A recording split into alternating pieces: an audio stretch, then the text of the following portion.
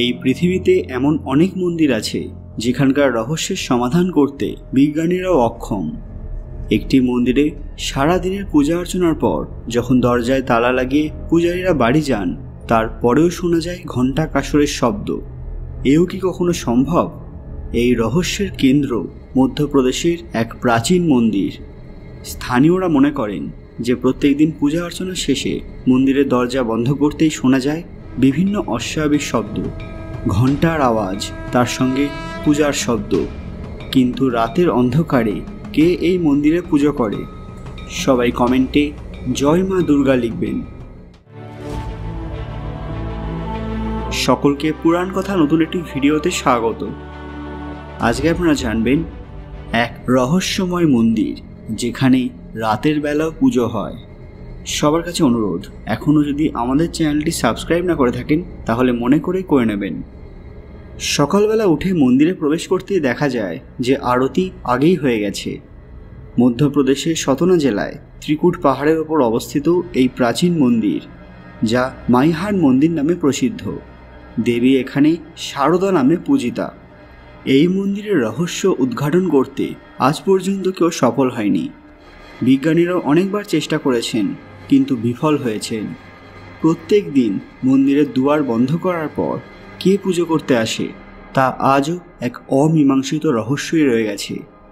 কথিত আছে যে যখন ভগবান শিব সতীর দেহ নিয়ে তাণ্ডব করছিলেন, তখন শ্রী বিষ্ণু তার সুদর্শন চক্র দিয়ে সেই দেহটিকে 51টি অংশে ভাগ করে দেন, যা পৃথিবীর ভিন্ন ভিন্ন জায়গায় পতিত হয়েছিল।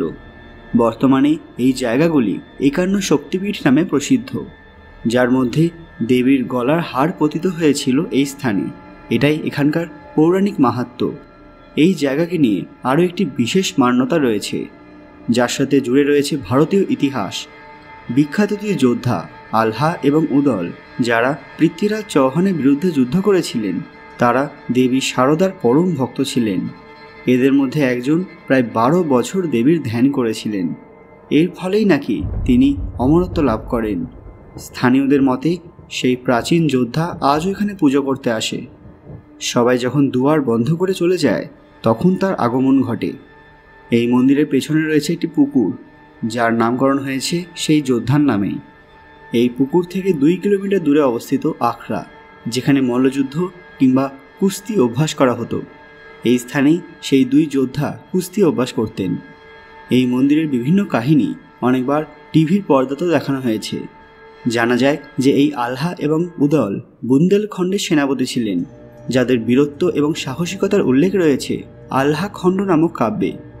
যুদ্ধক্ষেত্রে উদলের মৃত্যু হয়েছিল। এতে তার দাদা অত্যন্ত ক্রোধান্বিত হন এবং ভয়ানক যুদ্ধ শুরু করেন। আলহা এতটাই শক্তিশালী ছিলেন যে তার সামনে বড় সেনাবাহিনীও কিছু করতে পারছিল না। একসময় তিনি মুখোমুখি হন পৃথ্বীরাজ চৌহানের। মন্দিরের পুরোহিত জানান, দেবীর কথাতেই আলহা তার তরোয়ালের মাথা বেঁকিয়ে ফেলেছিলেন। সেই তরবারি হাতে তার বর্তমান মূর্তি দেখতে বহু মানুষ এসে থাকেন। শুধু তাই নয়, সেই বিশেষ তরবারি আজও একটি বিশেষ জায়গায় প্রথিত রয়েছে, কিন্তু আজ পর্যন্ত সেই তরবারির মাথা কেউ সোজা করতে পারেননি। প্রতিদিন কয়েক হাজার মানুষ এই মন্দিরে দেবীর পুজো করতে আসেন। এদের মধ্যে অনেকেই আলহার অস্তিত্ব অনুভব করেছেন। তারা অনেকেই বলেছেন যে আলহা হাওয়ার গতিতে আসে এবং এই মন্দিরে নিজের অস্তিত্বের প্রমাণ দিয়ে চলে যায়। অনেক মিডিয়া রিপোর্টার এবং বৈজ্ঞানিক সংস্থা এই ব্যাপারে তদবির করতে এসেছেন। এমনকি মন্দিরের ভিতরে লাগানো হয়েছে ক্যামেরা। রাতে আসলে কি ঘটছে সেটা সবাই দেখতে চেয়েছিল, কিন্তু ক্যামেরায় কিছুই ধরা পড়েনি। বন্ধুরা, আপনাদের কি মনে হয়, সত্যি কি দেবীর এই অলৌকিক মন্দিরে কোনো অদৃশ্য যোদ্ধা প্রত্যেকদিন পুজো করতে আসেন, নাকি অন্য কিছু? আজকের ভিডিওটি ভালো লাগলে ভিডিওটিকে লাইক করবেন এবং সবার সাথে শেয়ার করবেন। আর হ্যাঁ, কমেন্ট বক্সে জয় মা দুর্গা লিখতে ভুলবেন না। আপনারা কি কখনো এই মন্দিরে গিয়েছেন? সেখানে গিয়ে দেবী মূর্তি দেখেছেন? সেটা আমাদের কমেন্টে জানান। আরও এরকম অজানা তথ্য পেতে পুরাণ কথা অফিসিয়াল চ্যানেলটি মনে করে সাবস্ক্রাইব করে রাখুন। খুব তাড়াতাড়ি ফিরে আসবো নতুন একটি দরকারি ভিডিও নিয়ে।